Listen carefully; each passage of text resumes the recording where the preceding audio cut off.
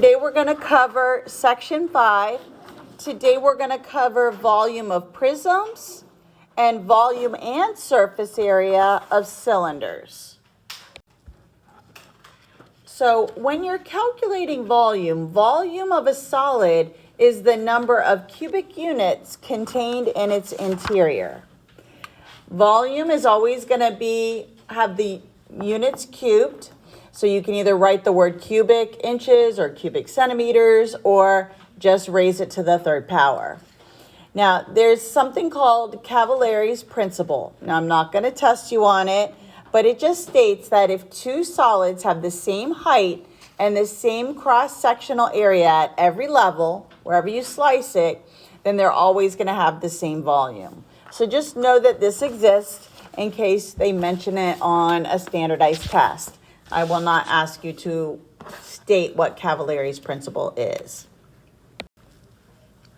So whenever you're calculating the volume of a prism, the volume is going to be the area of the base, that's the capital B, and then multiplied by the height. So as long as you know your basic areas of rectangles, squares, triangles, circles, and then even the polygons, we're going to bring back section 11.3, your 1/2 ANS. As soon as you find the area of that base, you're going to multiply it by the height of your prism. So here, the capital B, notice this is a capital B or lower uppercase B. This is not just the base length. This is actually the area of your base shape. So notice here, this is a rectangle. So on this one, what you would be doing is either little base times height, or a lot of times in middle school, you learned this volume formula to be length times width times height. So essentially all you'll do for volume of a rectangular prism is just multiply the three numbers that are in your picture. Now, this picture that's right here, this is an oblique rectangular prism. And notice over here, this height is just the height of the prism. It's just indicated outside. We're not ever going to indicate the height with a slanted line because remember, the height or the altitude is always going to be by a right angle. It's got to be perpendicular. So a cylinder is similar to a prism in the fact that it's just going to have always a circular base. This picture here is actually a right cylinder, and the segment joining the centers of the circular bases is called the altitude, which is also known as the height of the cylinder. So right here, I've got my height, which is this segment that's right here. And notice it's indicated with a right angle. It's going to hit the center of this circular base here. This is the radius that's right here. We're going to be using that. We're going to be using the height and the radius to calculate the formula for the cylinder. Now, just like before with the prism, the volume here, just like before, it's capital B times H. We're going to see this on the next slide where the capital B, remember the base shape is a circle, and you memorize the formula for area of a circle to be pi r squared, and then you multiply it by the height of the circle, of the cylinder. Next, we're going to talk about surface area of a cylinder. And it says it's like, again, a prism, but again, it's got a circular base. And the base, you'll have two circles. So your cylinder looks like this. Two circles, top and bottom, and then it'll be connected here. So the lateral area of the cylinder could be represented as 2 times pi times r. If you recognize this, this is actually the circumference formula. Because if you think about it, if you take this cylinder and you unfold it, this side that's right here is really this top part. It's the circumference unfolded. So this is the 2 pi r, and then this would be the height. So the total, you'll either see it as total area, or it'll be described as surface area. You're going to have the 2 circles, so 2 times pi r squared, top and bottom, plus the lateral height. And again, the h in the formula is the height of the cylinder, where r is the radius of the base. So let me show you what I mean by this. So the next slide has the formula for the volume of the cylinder. Again, same thing, capital B times H. But again, remember this capital B here, this represents the shape on the bottom, and it's a circle when it's a cylinder. And again, the formula for area of a circle is pi r squared. So it's just pi r squared times the height.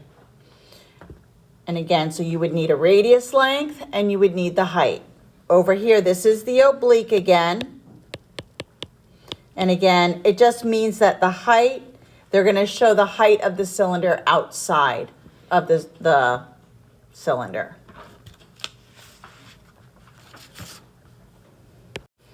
So we're going to be doing our calculations for this, both in terms of pi and using our pi button and rounding to the hundredths place. So this is breaking it apart and walking you through step by step. So remember, capital B is representing the area of the base. The base on my cylinder is a circle. So the base shape is pi r squared. Notice my radius here is 5. So I'm going to do pi times 5 squared. And left in terms of pi, this would be 25 pi centimeters squared. Using my pi button, I'm just going to multiply 25 times pi, rounded to the hundredths place, 78.54, because it's 539, and these are centimeters squared. This is just the circle base. Remember, for the lateral area, that's like if I were to unfold it and turn it into a rectangle, the lateral formula is 2 times pi times r times the height. So remember, this is the circumference, and then you're timesing it by the height. So 2 times pi times the radius, which is 5, times the height, which is 7. Left in terms of pi, I'm just going to multiply the 2, the 5, and the 7, and I get 70 pi centimeters squared. Remember, any area question, the units are always squared. When we get to the volume ones, those are going to be cubed.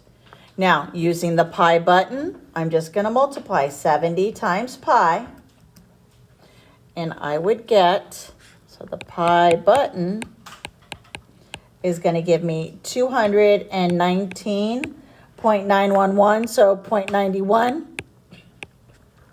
centimeters squared. Now, for the total area, which means adding the top and the bottom circles plus that lateral area. So what I'm going to use for part C is I'm going to take the B answer and the A and the B answers, and I'm going to plug it into the formula. So total area is 2 times pi r squared, because I have 2 circles, top and bottom, plus the lateral area, the 2 pi r height. So left in terms of pi, 2 times pi times 5 squared plus 2 times pi times 5 times 7. Once I multiply this, I get 50 pi. Once I multiply this, I already did it up above. It was 70 pi. And then I can add them together. And the total area, or the surface area, is 120 pi centimeters squared. That's left in terms of pi. Now, if I were to multiply 120 times pi, I will get 376.9911 so 0.99. And now lastly, volume. Remember, volume is capital B times H. Well, I already answered the capital B up at the top. Remember, that was 25 pi.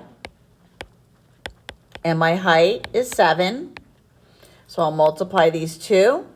25 times 7 is 175 pi. Volume, the units are cubed.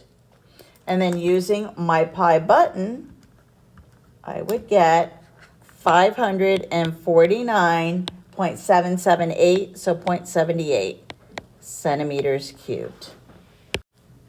The next example is a complex figure. They're telling us that this is a picture of a puzzle piece, and it wants us to find the volume of this puzzle piece in cubic units. So I'm going to split up my complex figure into two separate rectangular prisms. Actually, the top will be a square prism. So if I divide this up and put a little cutting line here, I can find the volume of this cube at the top. And again, remember, it's capital B times height. And here it's just going to be volume is equal to 1 times 1 times 1. So the volume of this top cube is 1 unit cubed. Now I have to do the bottom rectangular prism, which is down here. And again, I'm going to multiply the area of the base, which is 3 times 1. So remember, volume is capital BH. The area of my base is a rectangle, so it's going to be 3 times 1, and then times the height, which is 2. So the 2 is the height, and then this is the numbers for my base. So 3 times 1 times 2, and my volume of this piece is 6 units cubed. To find the area or the volume of this complex figure, we're going to add 6 plus 1, and the volume of this puzzle piece will be 7 units cubed, or you might also see it written out as 7 cubic units. So be aware of the way that they would describe the units, either way. Okay. Next, they want us to find the volume of a square prism. So notice a picture wasn't given to me, so I'm going to go ahead and sketch one. It's my square prism. So this is 12, and since it says it's square, it says the base edge length is 5. So this is 5 and this is 5, and the 12 is the height. So again, volume of a prism, capital B times H. My base shape is a square, so it's 5 times 5, or 5 squared, and then times the height. So 5 times 5, 25, times 12 is 300 feet cubed, because these were feet.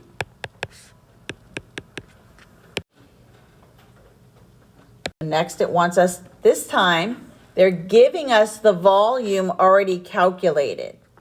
Now again, remember, volume of any shape is capital B times H. But when it's a cylinder, remember the base shape is a circle. So this capital B is going to be pi r squared times the height of that cylinder. Now they want us to find the length of the radius. So I'm going to replace everything that's given to me. They gave me the volume as 684 pi, and then they gave me the height.